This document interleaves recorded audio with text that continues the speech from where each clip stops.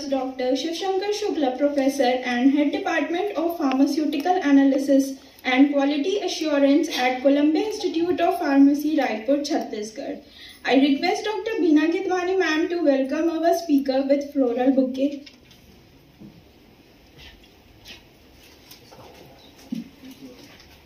Welcome you, sir.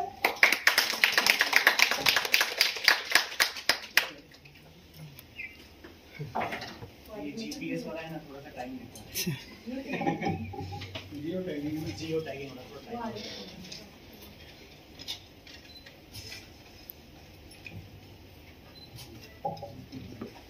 Let me take a proud privilege to introduce our speaker. Dr. Shivshankar Shukla sir, presently working as Professor and Head Department of Pharmaceutical Analysis and Quality Assurance at Columbia Institute of Pharmacy, Raipur, Chhattisgarh. Sir did his B.Pharm from B.R. Nahata College of Pharmacy, Bhopal, MP. M.Pharm from Lacho Memorial College of Science and Technology, Jodhpur, and PhD from Pandit Ravi Shankar Shukla University, Raipur. Sir has 18 years of teaching and research experience. His thrust area of research is method development, chemical fingerprinting, and traditional medicine. Adding to his credit, Sir has several research publications in national and international journals of repute. With these words, I request Sir to deliver his deliberation. Please, Sir. आवाज तो आ रही है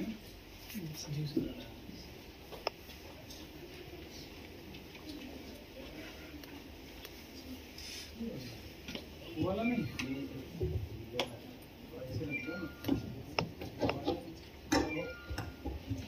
hello hello आ रही है आवाज? Thank you Ruchi. Very good morning to all. Today we discuss about some important parameters regarding method development. आप किसी भी फील्ड में काम करें, लेकिन मेथड डेवलपमेंट इंपॉर्टेंट एस्पेक्ट्स है। कुछ भी आप करेंगे तो इंस्ट्रूमेंटेशन पार्ट को आप हमेशा यूज करेंगे, and that is the most important regulatory requirements too. How you say that it's fall under your quality perspective or not. So these today's talk on perspectives of analytical method developments and validation in scientific research. Before going to this, first, in any particular pharmaceutical products falls on three important categories, right from your raw material up to finished product. There will be intermediate. So three things is there. In three phases we requires the testing or we can say that quantification of that pharmaceutical, right from raw material, and then you have to check the intermediates and your finished product. Now coming the important question, what is quality? Everything is based on quality. What is quality? What is validation? What is process validation? What is analytical method validation? And what is the requirements? Anybody? In case of drug, if the drug is free from impurities and it contains 100% science, it can be considered as quality. ठीक है, anybody? Quality is nothing. It is a measurement of excellence. What? Measurement of excellence in all aspects. Measurement of quality. There are three qualities guru. Can you hear the name of Jurans? He says that quality is nothing. It is a fitness for use, intended for fitness of use. That is a quality.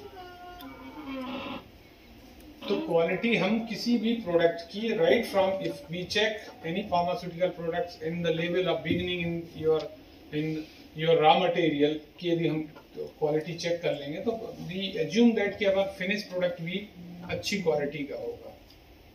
That's why ICH commence International Conference of Harmonization based on three important guidelines: quality, safety and efficacy. Three things में वो काम कर रहे हैं. Quality अच्छी होगी, safety अच्छी होगी, इफिकेसी अच्छी होगी, तभी वो प्रोडक्ट अच्छा होगा। ठीक है, तो उसी रिस्पेक्ट्स में उनने एनालिटिकल मेथड वैलिडेशन की ICH Q2BR1 गाइडलाइंस हमने दिया था कि how we can be develop any particular method, so they were giving some parameters. Then coming to the important aspect after that quality, what is validation? सबने पढ़ा होगा under graduate level में क्या होता है वैलिडेशन। जब हम पढ़ते थे तब नहीं था, लेकिन बाद में तो आ गया अंडर ग्रेजुएट लेवल में भी आप लोगों ने पढ़ा होगा। What is validation and why it is required, and what is the difference between validation and calibration?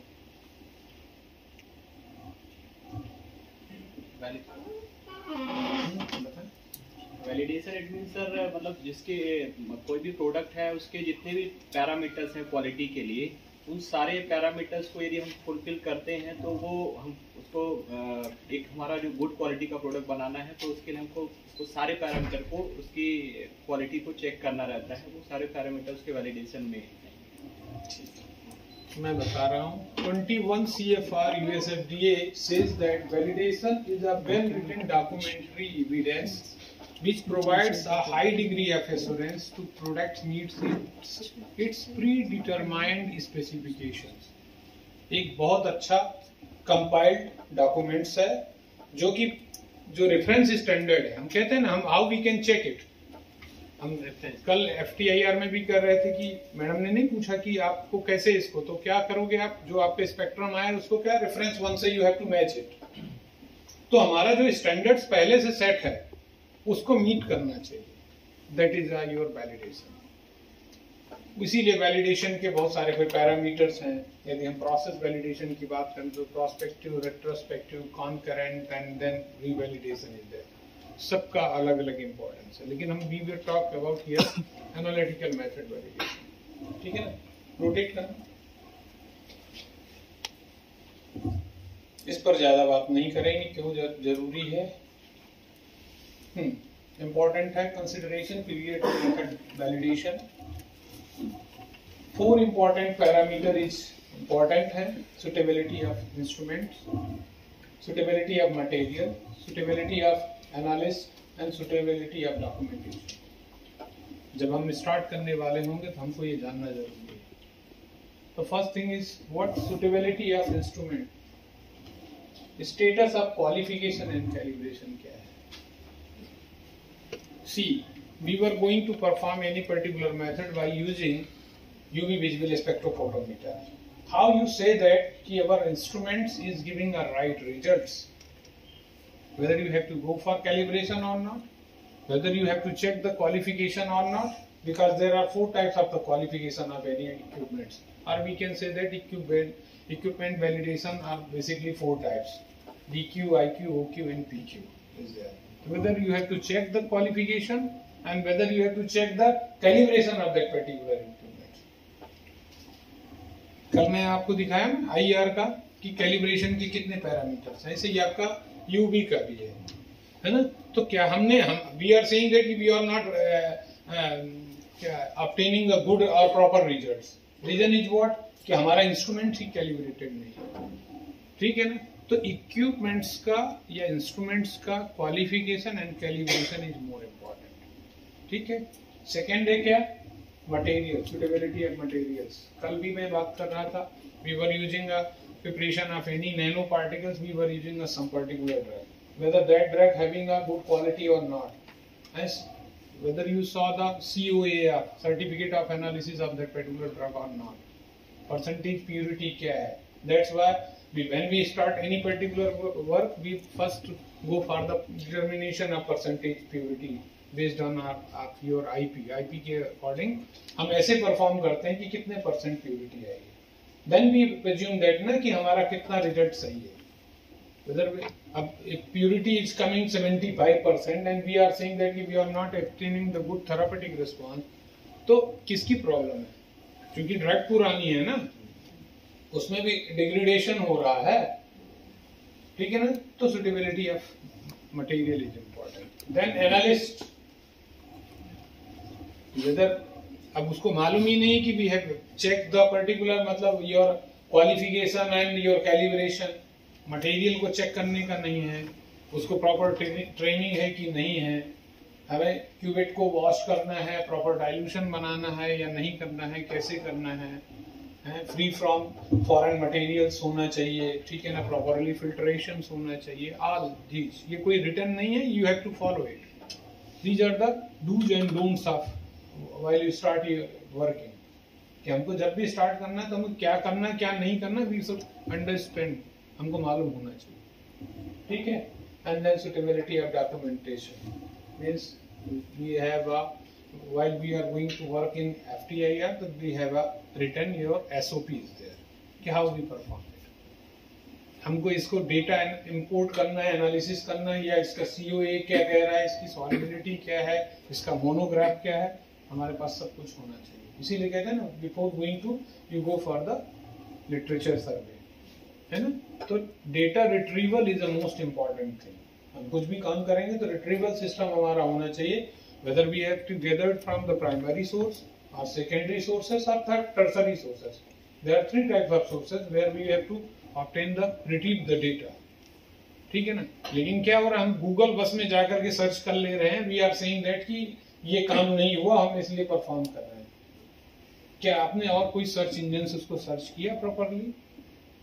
इम्फ्लिपनेट में जाकर के आपने चेक किया, कंसोर्टियम जो है यूजीसी का, वहां चेक किया क्या आपने, एनएलएम से चेक करवाया क्या? तो हमको फर्स्ट ये जानना जरूरी कि हमारा डेटा सही है हमारे पास जो है, जो हम काम करने वाले हैं। तो ये 4 इंपॉर्टेंट एस्पेक्ट्स हैं, उनको यदि हम करेंगे तो देन वी परफॉर्म गुड। ये वही है 21 CFR के अकॉर्डिंग प्रोसेस वैलिडेशन क्या कहलाता है। Can you know what is CFR? आपके अलावा और कोई? Code of Federal of Regulation. Code of Federal Regulation. Okay, USFDA का Code of Federal Regulation, ठीक है ना? Good, very good. इस पर भी नहीं बात करेंगे, 6M कॉन्सेप्ट पर भी बात नहीं करेंगे, क्योंकि मुझे बात करनी है सीधे analytical method validation. Earlier starting में ही मैं कहा, these are the regulatory requirements by FDA, by your ICH and by your GMP. You know GMP, everybody? सब जानते हैं? सब जानते हैं? सुडीलियम भी जानते हैं सब लोग? हैं? What is the difference between सुडीलियम and GMP?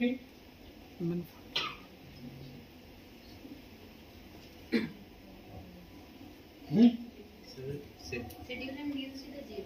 हैं?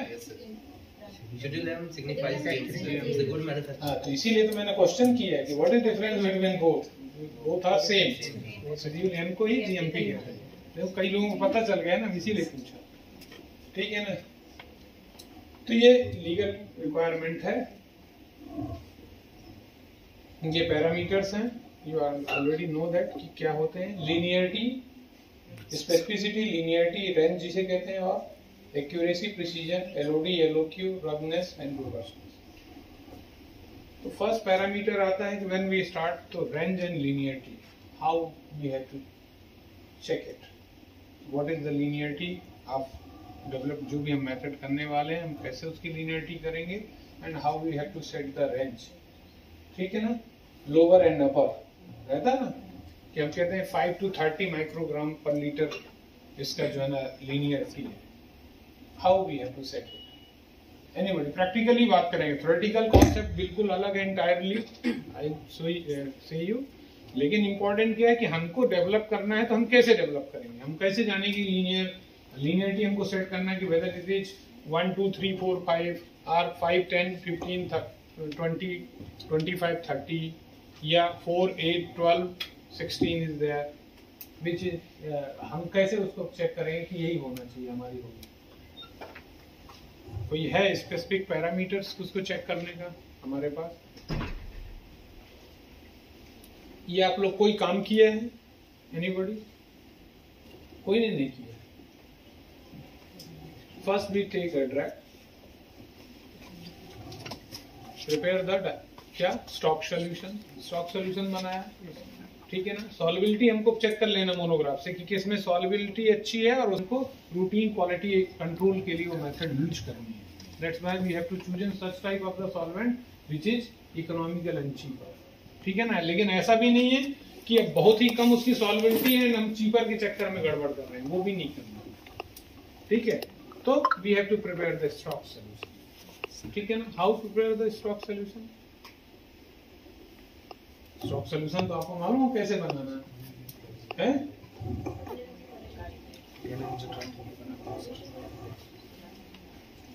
कैसे बनाना, कैसे बनाते हैं स्टॉक सोल्यूशन? 1000 माइक्रोग्राम सॉल्यूशंस जो बनाते हैं वो स्टॉक सॉल्यूशन होता है। हाँ, तो कितना बन गया? 100 को 100 में डिसॉल्व कर दिया तो 1 mg पर ml सॉल्यूशन है, 1 mg 1 mg पर ml सॉल्यूशन। ये कितने माइक्रोग्राम का? 1000 माइक्रोग्राम, 1000 माइक्रोग्राम, राइट। 100 mg इन 100 ml 1000 माइक्रोग्राम। फिर उसको फर्दर डाइल्यूशन करेंगे तो क्या हो जाएगा हमारा? 100 माइक्रोग्राम। तो primarily we have to prepare 100 microgram पर ml. What is difference between microgram per ml and ppm? What is difference between microgram per ml or your ppm? मैं कुछ छोटी चीज पूछ रहा हूँ जो कि मालूम होना चाहिए। Both are same. Question is, somewhere is written ppm, somewhere is written what? Microgram per ml. Both are same. ठीक है ना, इसलिए don't get confused. अब आपने 100 ml का जो बना लिया, 100 माइक्रोग्राम पर ml का, सिंपल यू गो एंड इसको स्कैन कर दीजिए, रन कर दीजिए और उसका देखिए कि क्या एब्जॉर्बेंस है। इन केस ऑफ यूवी है तो क्या एब्जॉर्बेंस आ रहा है। हमने 100 माइक्रोग्राम पर ml का सोल्यूशन बनाया, आप इसको सीधे स्कैन करें and you got the absorbance. क्या एब्जॉर्बेंस आ रही है? अब 100 की एब्जॉर्बेंस यदि 50 आ रही है तो मतलब बहुत ज्यादा है। यूबी कहता है कि absorbance should not B linearity के लिए 2 से ज्यादा नहीं होना चाहिए, एक आइडियली 2 से अंडर होना चाहिए। तब वो 50 आ रहा है, तब आप सोचो कि 100 माइक्रोग्राम उसका आपका 50 आ रहा है तो आपका कितना होना चाहिए? 10 का कितना होगा? 5 प्रिज्यूम कर सकते हैं, plus minus variation is there, है ना। 10 का 5 हो सकता है, 5 का कितना हो सकता है? 5 का कितना हो सकता है? 2.5 हो सकता है, वो भी ज्यादा है। मतलब एक प्रेजेंशन क्या है कि 1 to 5 के बीच में इसका होगा। जनरली 50 नहीं आता है, मैं एक एग्जांपल दिया।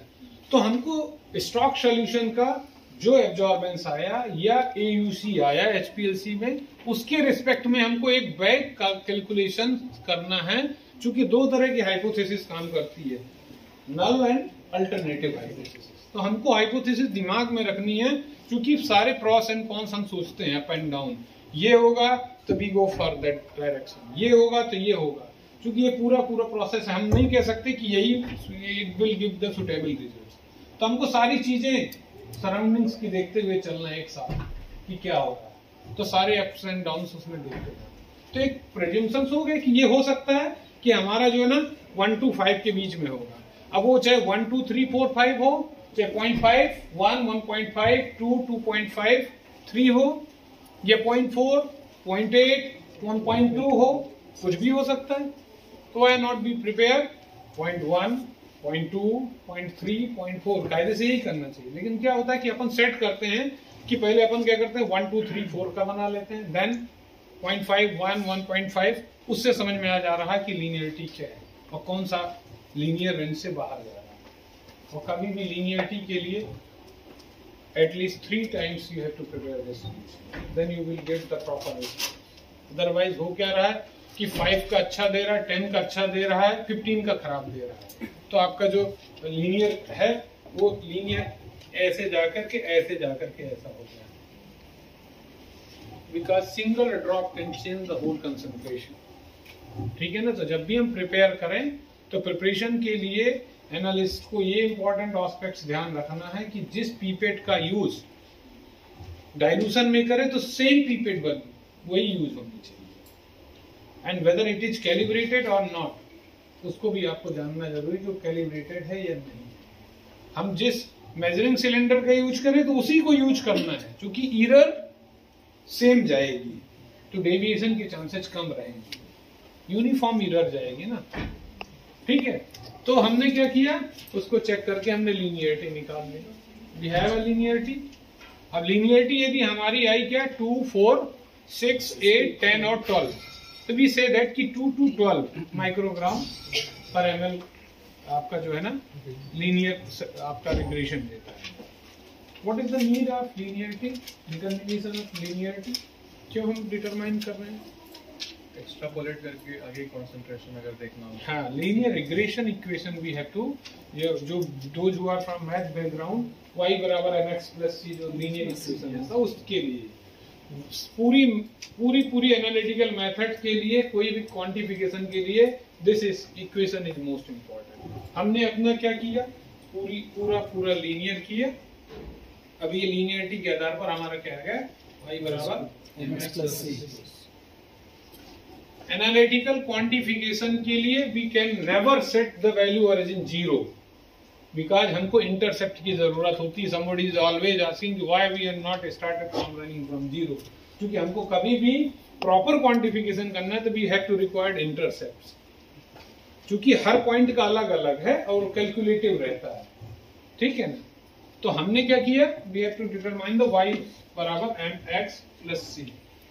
तो इसमें आप देखेंगे कि हमारे पास y की वैल्यू नहीं होगी और x की वैल्यू नहीं होगी, m की भी होगी और c का भी होगा, मीन स्लोप भी होगा हमारे पास और इंटरसेप्ट भी होगा। न y की वैल्यू होगी न होगी, और कोरिलेशन कोएफिशिएंट्स भी होगा, r स्क्वायर भी होगा। And r square shows that, r square कितना होना चाहिए मैक्सिमम, आप बताएं, नाम बताइए आपका। हाँ, स्नेहल बताएं क्या होना चाहिए r स्क्वायर। आप एम फॉर्म हैं, हाँ बी फॉर्म है मेडिकल, तो आप भी वहां भी जानते होंगे आर स्क्वायर रिग्रेशन इक्वेशन तो सब जानते हैं। क्या होना चाहिए सर, वैल्यू 1 से कम होनी चाहिए, 1 से कम होनी चाहिए, कम होनी चाहिए, 1 से कम होना चाहिए। 1 तो हो ही नहीं सकता, नेवर नेवर नेवर। 1 आ रहा मतलब आपका कुछ ना कुछ गलत है, you are not getting a response, आप रिस्पॉन्स नहीं पा रहे, ठीक है ना। इट शुड बी, ये भी जानना जरूरी कि कौन वैल्यू कितने तक होना चाहिए। नहीं, we are going to the wrong track चले जाएंगे ना, हम गलत डायरेक्शन में, हमको नहीं जाना है, हमको कहाँ रहना, राइट ट्रैक में रहना। हमारे पास ये दोनों वैल्यू आ गई, आर स्क्वायर की भी आ गई और आपको क्या आ गई, स्लोप और इंटरसेप्ट भी है। तो आर की वैल्यू है, उसकी कोई मिनिमम लिमिट भी है क्या, जैसे 1 से कम होना चाहिए तो उसकी मिनिमम लिमिट भी है क्या, कि इसे near to 1, nearer to 1, it should not be equal to 1। यदि 0.8 है तो हमारा लीनियर नहीं है ना वो।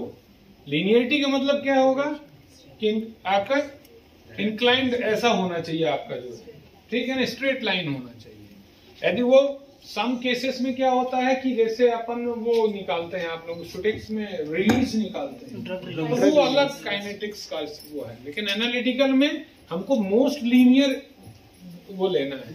और उसमें आपने देखा होगा कि 2-3 प्रकार के आपके पास बनेंगे। आपने 3, मैंने बोला you have to started in 3 replicates में चलना है। जिसका भी अच्छा है उसी वाले को हमको सेलेक्ट करना है कि ये वाला रेंज हमारा अच्छा है, क्योंकि बिकॉज आर स्क्वायर की वैल्यू अच्छा दे रहा है। हेलो सर, नमस्कार।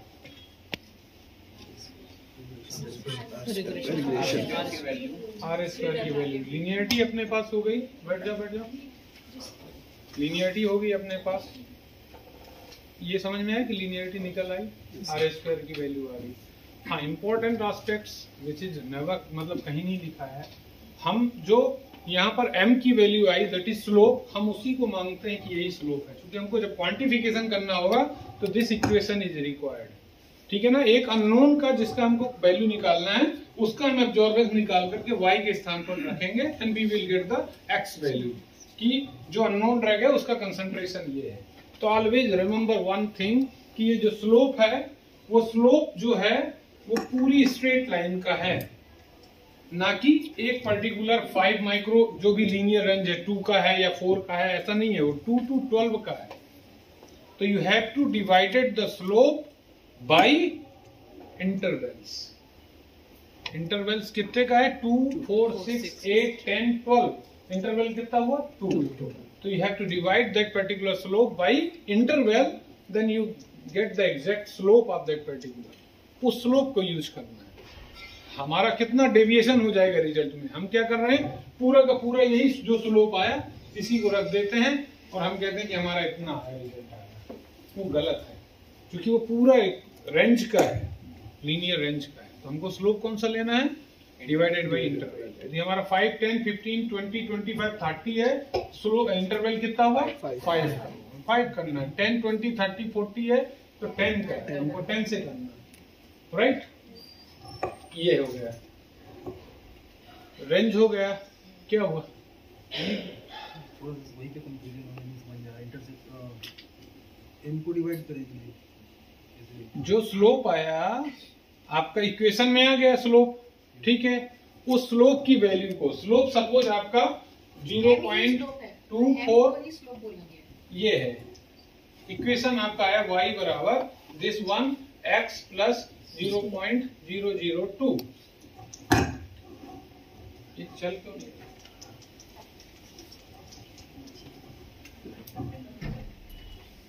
ये क्या हो गया, आपका इंटरसेप्ट है. And this one is your slope.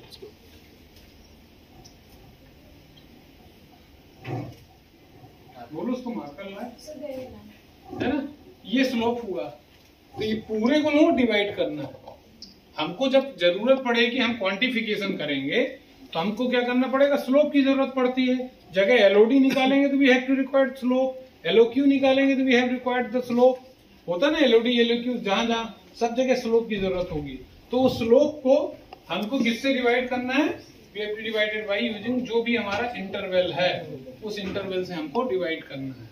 Got it. हमारे को नहीं भी डिवाइड करेंगे तो वैल्यू तो आएगी, लेकिन वो रॉन्ग होगी, वो सही नहीं होगा. इस चीज को रिमेम्बर्स करना. तो कहीं मतलब यदि आप मैथमेटिशियंस होगा उससे पूछोगे तब समझ में आएगा कि कैसे होता है इसका. तो ये हो गया आपका लीनियरिटी और उसका. अब सेकेंड आता है प्रिसीजन. व्हाट इज प्रिसीजन, बोले कोई भी ऐसे बोलते हैं, चालू करें. एक ही रिजल्ट का बार-बार दूसरी रेंज का और बार-बार वही यूज होना, मतलब एक ही डाटा. आईसीएस क्या कहता है, अब टीचर वो ऐसी वाली बोला करो, वो तो लड़का बताएगा कि एक प्रिसाइज अपने आप में होता है कि बार बार वही आना. क्लोजनेस ऑफ एग्रीमेंट है क्या है, तभी तो उसमें उसका पार्ट्स है इंटरडे, इंट्राडे और रिप्रोड्यूसिबिलिटी. बार बार हम यदि बॉल को थ्रो कर रहे हैं या पॉइंट पर डाल रहे हैं तो बार बार वो, और आईसीएस से कहता है कि variation it should not be more than 2% of RSD. 2% से ज्यादा आरएसडी से ज्यादा वेरिएशन नहीं होना चाहिए. वो यदि उतना है तो वो एक्सेप्टेबल है, विद इन द लिमिट है. तब इंटरडे और इंट्राडे और आपका क्या हुआ, रिप्रोड्यूसिबिलिटी या आपका रिपीटेबिलिटी जिसे कहते हैं. ठीक है ना, रिपीट करना है. तो इधर you have to take 3 replicates 3 times, means there is a 9 sample is there, or you have to choose in directly the 6 replicate and you have to determine the SD and RSD of that particular and whether RSD is within the limit or not, है ना. तो हम एक particular किसका निकालना है, SD RSD है जो भी निकालेंगे. हमारा जो लीनियर रेंज आया 2 to 12, उसमें से कोई भी कंसंट्रेशन को हमको चूज करना है. ठीक है, 3 रेप्लिकेट्स तो कोई 2, 8 या 12 ले लिया एंड अगेन उस पर्टिकुलर कंसंट्रेशन को 3 times we have to run. या हमने कोई 8 वाला ले लिया, उसको 6 टाइम या 9 टाइम्स हमने रन कर दिया. एक ही कंसंट्रेशन है, तो हमको देखना कि डेविएशन तो नहीं आ रहा है, क्योंकि there are 2 types of factor, intrinsic and extrinsic factor. अंदर के फैक्टर और बाहर के फैक्टर है, उसके कारण तो वेरिएशन नहीं हो रहा. हम वैलिडेट क्यों कर रहे हैं, मेथड को वैलिडेट करने का पर्पज ये है कि हमारे को we are getting the proper response, proper result. ठीक है, तो विद इन द लिमिट है या नहीं. तो आरएसडी यदि हम निकाल लेंगे तो उससे हमारा प्रिसीजन निकल आएगा. Then coming to the LOD. कैसे होता है LOD, small quantity of analyte. LOD और LOQ, लिमिट ऑफ डिटेक्शन और लिमिट ऑफ क्वांटिफिकेशन। क्या होता है, फॉर्मूला क्या होता है?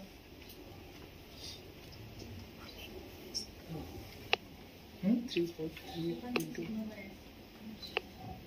3.1 into SD by slope and 3.3 into SD by slope and 10.1 into SD by slope, and तभी हम कहते हैं कि सिग्नल टू नॉइज रेशियो जो है ना 1:3 रहना चाहिए दोनों का।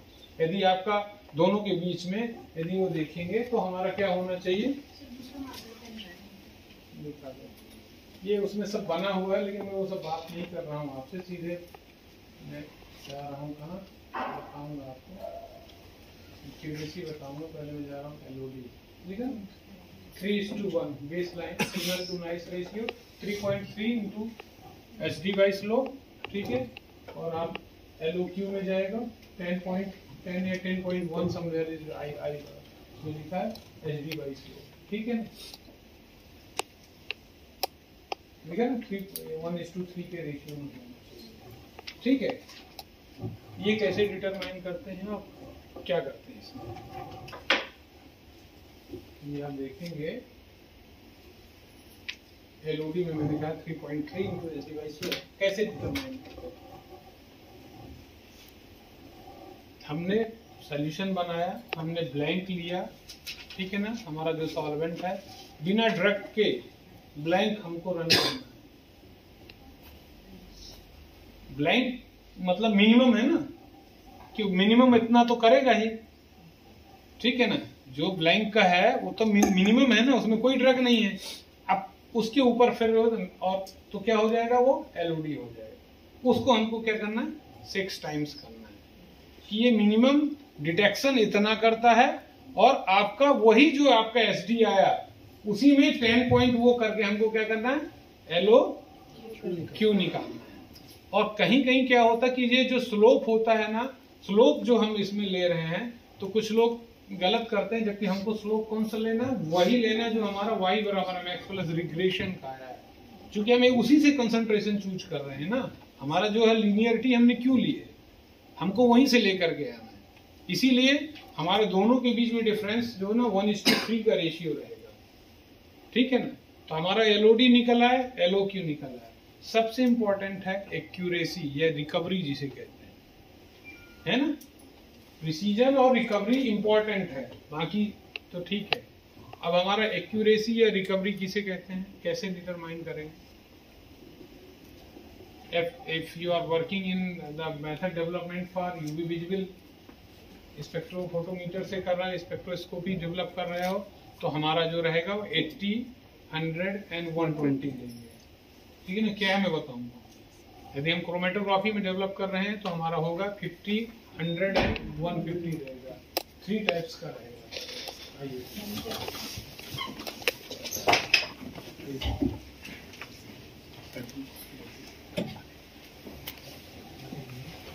अपन बाद में चालू कर लेते हैं, सर्वर नहीं मैं डिस्कस कर लेंगे, सर्वर करना नहीं कभी इसके आगे अपन डिस्कस करेंगे सर का, फिर क्योंकि टाइम का वो है।